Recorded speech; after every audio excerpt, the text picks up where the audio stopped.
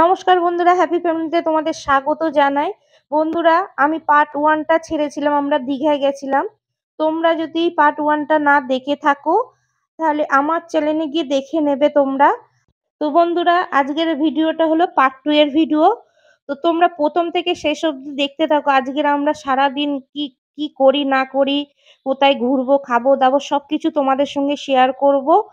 তো দেখো এখানটা, তো আমরা এখানটা হোটেল থেকে বেরিয়ে সমুদ্রে চান করার জন্য বেরিয়ে গেছি। আমাদের গাড়ি দাঁড়িয়ে আছে, এই যে ড্রাইভার আমাদের গেট খুলে দিচ্ছে, বললো হেঁটে যেতে হবে। তারপরে আমরা দেখো সমুদ্রের ধারে চলে এসেছি, গাড়ি পার্কিং এ আছে, আমরা হেঁটে হেঁটে আসছি স্নানের দিকে যাব বলে। তো এইখানটা আমরা সমুদ্রের চরে আস্তে আস্তে নেমে যাচ্ছি। চারিদিকে দেখো লোকজন ভর্তি, চারিদিকে লোকের যেন মেলা হচ্ছে, এত সুন্দর লাগছে। তো কি বলবো, লোকে লোক। আর এখানটা দেখো না, সবাই যেন কি বলবো, যেন এখানটা দুর্গাপুজোর থেকেও বেশি মেলা হচ্ছে। তো এইখানটা দাদারা স্নান করতে নেমে গেছে, আমি যেহেতু ভিডিও করছি, সৌমিলি আমার ননদ নন্দাই নেমে গেছে। ওদেরকে বললাম তোমরা নামো, আমি পরে নামবো। তো ওরা আস্তে আস্তে এবারে ঢেউর দিকে আগিয়ে যাচ্ছে, যত ঢেউ আসছে তত ওরা আগিয়ে যাচ্ছে। তো ওরা তো স্নান করছে, খুব মজা করছে, এত মজা করছে যে বলার মতন না। খুব এনজয় করছে, আমিও খুব এনজয় করেছি, সবাই এনজয় করেছে। এত সুন্দর ঢেউ, এই উপভোগটাকে না যদি নিতে পারলাম তাহলে দীঘায় গিয়ে কিছুই হলো না। তো দেখো সবাই চান করছে, আমিও দেখছি।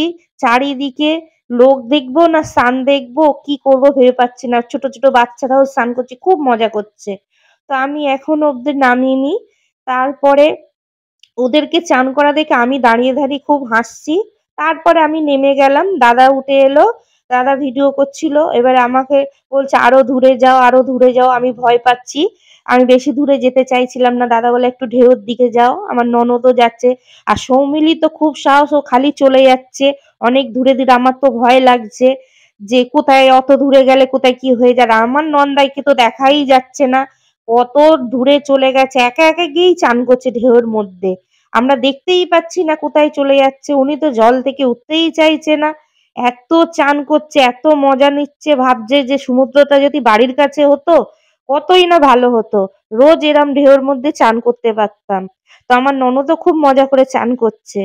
তো আগিয়ে এগিয়ে যাচ্ছি চানের জন্য, দু এক পা করে ঢেউর দিকে আমি আগিয়ে এগিয়ে যাচ্ছি। তারপরে কিন্তু আমরা স্নান করে হোটেলে চলে এসেছি। তো এসে দেখো আমি স্নান করে একটু চুলটাকে শুকনো করছি। এবারে ঝপঝপ করে আমরা রেডি হয়ে নিলাম, যেহেতু আমরা হোটেল ছেড়ে দেবো, যেহেতু আমাদের একদিনের মতন নেওয়া ছিল হোটেল। তো এবারে সবাই রেডি হয়ে গেছে, এবারে আমরা বেরিয়ে যাব। তো এইখানটা আমরা সবাই রুম থেকে বেরিয়ে এসেছি।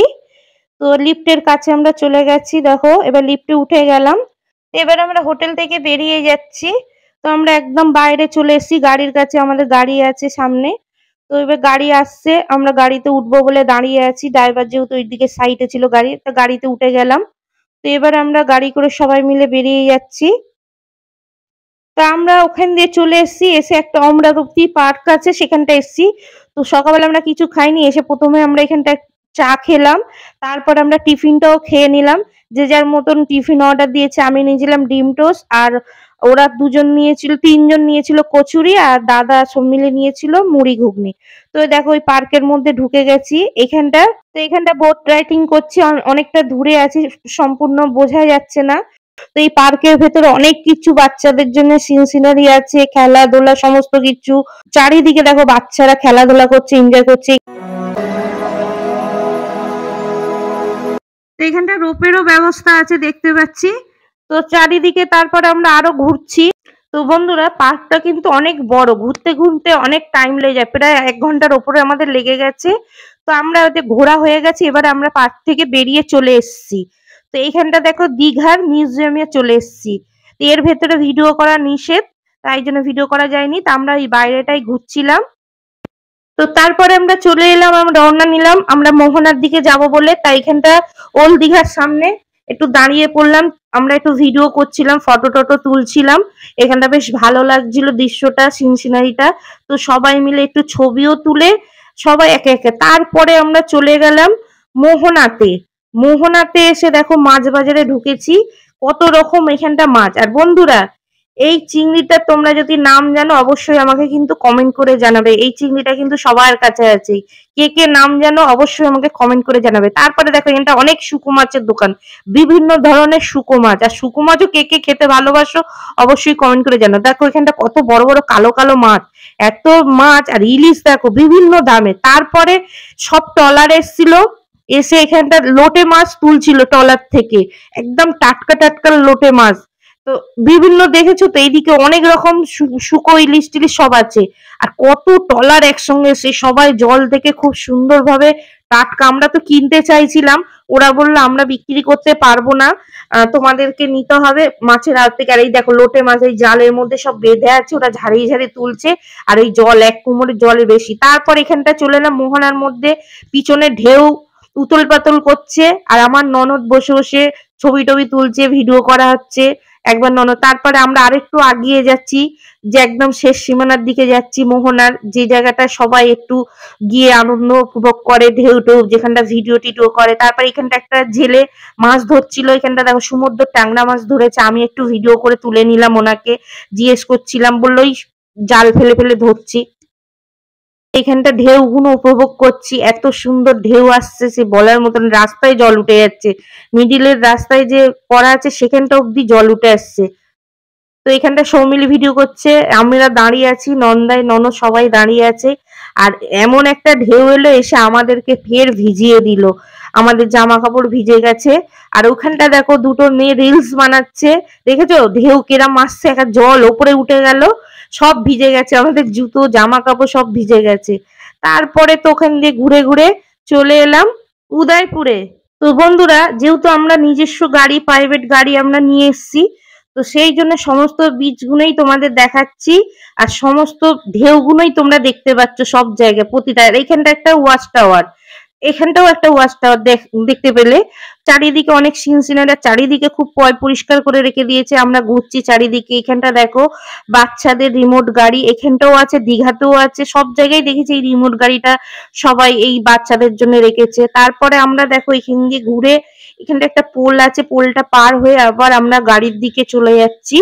তো এবারে গাড়িতে উঠে যাব, ওখানটা ঘোরা গেছে। তো বন্ধুরা আমরা গাড়ি করে যাচ্ছি কিন্তু মন্দারমণির দিকে। তো দেখো বন্ধুরা, রাস্তাটা খুব সুন্দর লাগছে, একদিকে সমুদ্র আর একদিকে নারকল যেন মনে হচ্ছে গোয়া। রাস্তার দু সাইড, আর এই রোডটাকে কোস্টাল রোড বলে। কত সুন্দর লাগছে দেখো, এইরকম ভাবে যদি গাড়িতে তোমরা ভিডিও করতে করতে যাও খুব সুন্দর লাগবে। আর রাস্তাটা একদম পরিষ্কার সোজা রাস্তা। তো তারপরে আমরা চলে এলাম এখানটা একটা খাবার হোটেলে, যেহেতু দুপুরবেলা আমাদের খেতে হবে। তো এখানটা আমরা মাছ ভাত নিয়েছিলাম, সবজি মাছ ভাত, কেন ওই সব রাস্তাতে আর কোনো হোটেল ছিল না।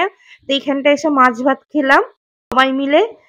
তো এখানটা তো আমরা তো মাছ ভাত নিয়েছি, আর ড্রাইভার তো যেরকম নিরামিষ খায় উনি নিরামিষ খাবারই নিয়েছে।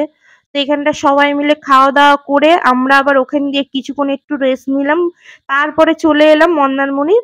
এই দেখো এখানটা একটা খুব সুন্দর মন্দির, এই মন্দিরে একটু ঘুরে আসার সময় আমরা এখানটায়, তো আমরা এখানটা সমুদ্রের ধারে বসে একটু আইসক্রিম খাচ্ছি আর সেই ঢেউটাকে উপভোগ করছি, সেই ঢেউ সেই সমুদ্র।